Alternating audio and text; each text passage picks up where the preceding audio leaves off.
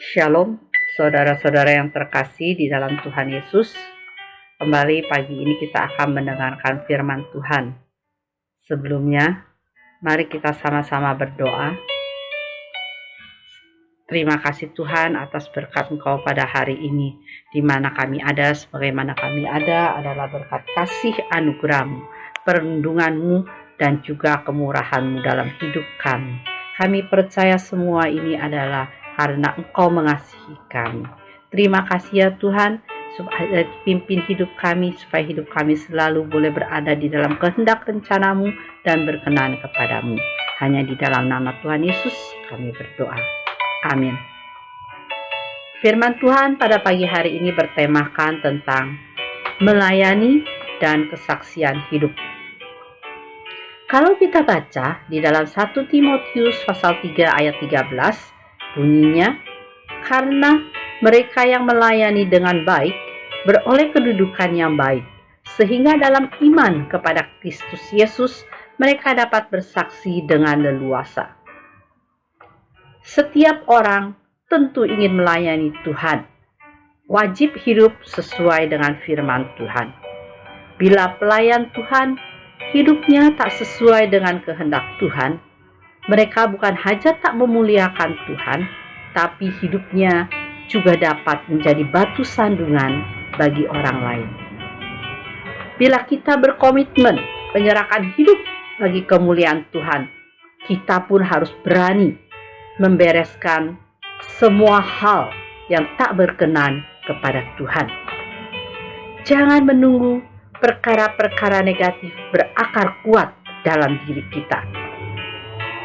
Di dalam 2 Timotius pasal 2 ayat 21 dikatakan, jika seorang menyucikan dirinya dari hal-hal yang jahat, ia akan menjadi perabot rumah untuk maksud yang mulia. Ia dikuduskan, dipandang layak untuk dipakai tuannya, dan disediakan untuk setiap pekerjaan yang mulia. Janganlah kita mengeraskan hati.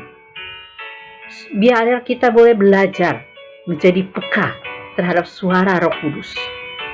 Sebab di dalam Kolose pasal 3 ayat 3 dikatakan, sebab kamu telah mati dan hidupmu tersembunyi bersama dengan Kristus.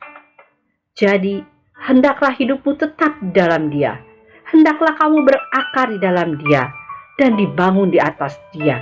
Hendaklah kamu bertambah teguh dalam iman yang telah diajarkan kepadamu. Itu terdapat dalam Kolose pasal 2 ayat 6 dan 7.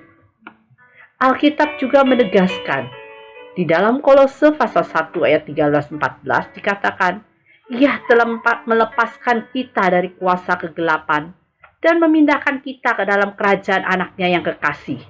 Di dalam Dia kita memiliki penebusan kita, yaitu pengampunan dosa.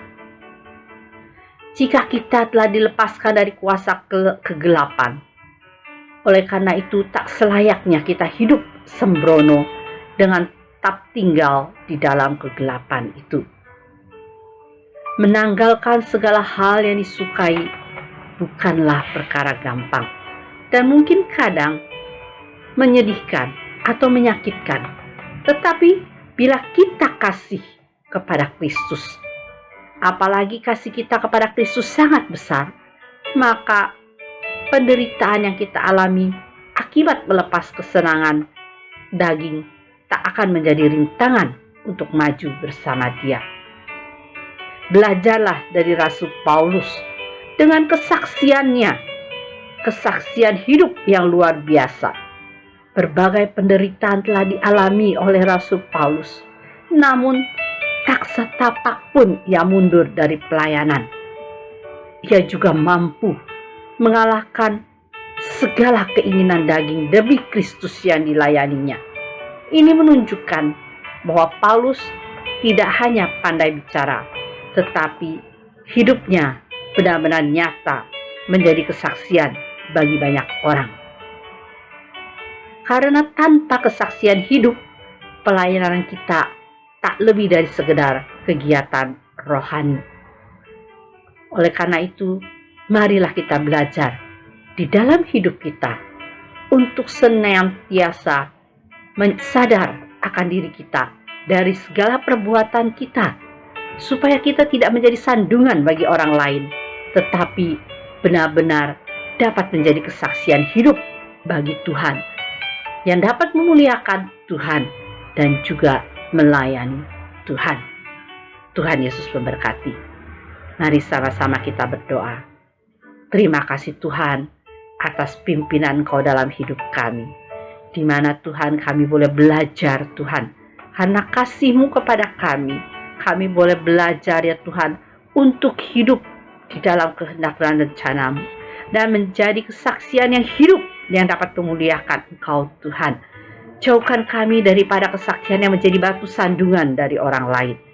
Biarlah ya Tuhan kami boleh belajar peka terhadap suara Roh Kudus, sehingga hidup kami boleh melayani Tuhan. Terima kasih Tuhan. Pimpin hidup kami untuk selalu rendah hati di hadapan Engkau dan mempunyai iman yang teguh. Terima kasih. Hanya di dalam nama Engkau, nama Tuhan Yesus, kami berdoa. Amin.